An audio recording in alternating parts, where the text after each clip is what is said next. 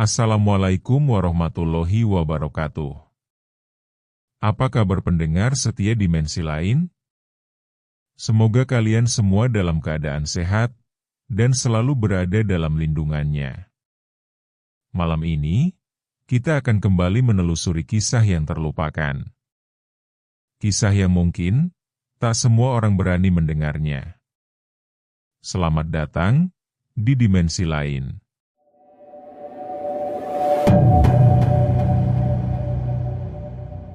Embun belum sepenuhnya hilang ketika suara ayam berkokok dari kejauhan. Desa Wonoasri masih berkabut, udara pagi itu berat, membawa aroma tanah basah yang menempel di dada. Di rumah panggung kecil di pinggir sawah, Pak Karta menyalakan tungku kayu, asap tipis naik ke langit-langit bambu. Kayunya tinggal sedikit, ya, suara istrinya lirih dari dapur, tangannya sibuk menampi beras. Iya, enduk. Siang ini takut tunda lagi. Mau ke hutan agak dalam, jawab Pak Karta sambil memeriksa golok tua peninggalan bapaknya. Suaranya datar, tapi matanya menyimpan keyakinan sederhana. Selama hutan masih ada, hidup mereka tak akan kelaparan. Dari luar rumah, suara Buminah terdengar menyapa Nek Sumi di seberang jalan. Wah, si Karta ke hutan lagi toh? Nanti pulang-pulang bawa penunggu, loh, katanya terkekeh. Nek Sumi menimpali pelan. Sudah, Minah. Mulutmu itu. Hidup mereka sudah susah, jangan ditambah ketakutan. Langit mendung, awan menekan bukit di kejauhan. Ketika Pak Karta menapaki jalan setapak menuju hutan, suara belalang mulai lenyap satu persatu. Hanya ada desir angin dan bunyi sandal jepit yang menginjak tanah becek. Ia menoleh sebentar, melihat sawah di bawah sana, kecil dan samar, lalu terus berjalan. Di dalam hutan, cahaya matahari menembus sela-sela daun seperti serpihan emas. Ia bekerja hingga senja, mengikat kayu di punggungnya. Saat pulang, burung-burung sudah berhenti bersuara. Hanya dengung malam yang terasa panjang. Dan entah mengapa, langkahnya terasa lebih berat, seolah hutan menatap punggungnya. Pagi itu hujan turun rintik-rintik sejak subuh. Suara gemericik dari atap seng berpadu dengan aroma kopi dari dapur kecil. Istri Pak Karta melipat kain basah di teras, menatap suaminya yang duduk diam menunggu reda. Udahlah, yah. Hujan masih awet. Nanti saja ke hutannya, katanya lembut. Pak Karta mengangguk, tapi matanya tetap menerawang ke arah bukit. Kayu di rumah sudah hampir habis, enduk. Nanti sore kalau cerah, tak berangkat sebentar. Menjelang siang, hujan mereda. Jalanan masih becek, udara dingin menempel di kulit. Pak Karta menenteng karung goni dan goloknya, menyusuri jalan setapak menuju hutan yang kemarin. Setiap langkahnya disertai bunyi tanah yang melengket di sandal. Hutan terasa berbeda, lebih sepi dari biasanya. Burung-burung tak bersahut, hanya terdengar bunyi ranting patah entah di mana. Ketika ia sampai di tempat biasa menebang kayu, pandangannya menangkap sesuatu di bawah pohon besar. Sosok nenek, duduk membungkuk, tangan kirinya gemetar memegang ranting. Nek, panggilnya pelan. Tak ada jawaban. Ia mendekat, melihat wajah keriput penuh debu dan keringat. Nenek itu menatapnya samar. Air, bisiknya. Pak Karta buru-buru membuka botol dan menyorongkan air minum. Si nenek meneguk perlahan, lalu tersenyum, senyum yang terlalu tenang untuk wajah selemah itu. Terima kasih, Nak. Rumahku di ujung sana. Telunjuk keriputnya menunjuk arah yang lebih dalam ke hutan. Pak Karta menelan ludah. Ia tak pernah melihat jalan itu sebelumnya. Di dalam situ, Nek? Iya, ikut saja. Tak jauh. Angin tiba-tiba berembus dingin. Daun-daun bergerak seperti berbisik. Namun langkah Pak Karta tetap mengikuti nenek itu, perlahan, ke arah yang belum pernah dijamahnya. Langkah mereka menembus hutan yang kian rapat. Akar-akar menggantung seperti tangan tua, dan kabut tipis mulai turun dari pucuk-pucuk pohon. Pak Karta menunduk, memegangi karungnya erat, berusaha tak kehilangan jejak nenek di depannya. Masih jauh, Nek? Tanyanya dengan nada menahan napas. Sebentar lagi, Nak, sebentar lagi, jawab si nenek tanpa menoleh. Udara makin dingin, anehnya tanpa bau tanah atau daun basah. Lalu, di antara pepohonan, terbuka jalan berbatu kecil yang belum pernah dilihatnya. Batu-batunya bersih, disusun rapi seolah selalu dijaga. Di ujung jalan itu, tampak perkampungan. Rumah-rumah kayu berjajar, catnya pucat keabu-abuan, dan di udara menggantung aroma kemenyan samar.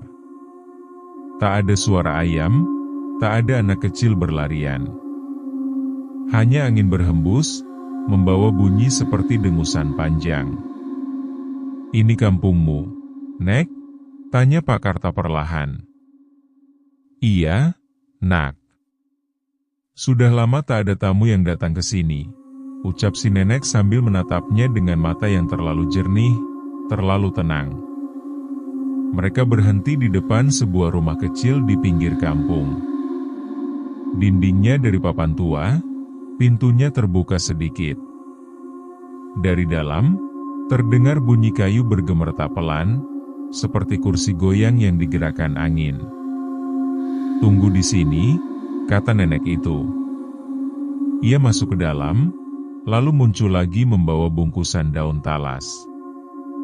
Ini untukmu. Sekantong kunyit. Terima kasih sudah membantuku. Pak Karta menatap bingung. Ah, tidak perlu, Nek. Saya ikhlas. Terimalah, Nak. Tapi ingat, suara nenek itu menurun, nyaris berbisik. Jangan buka di jalan. Dan jangan menoleh ke belakang. Apapun yang kau dengar. Senyap mendadak menggulung hutan. Pak Karta hanya mengangguk, dan mulai melangkah pulang, sambil menahan sesuatu yang entah kenapa terasa mengikutinya. Langit mulai murung ketika Pak Karta menapaki jalan kembali. Udara di hutan berubah berat, seakan setiap langkah mengadu kabut yang tak mau beranjak.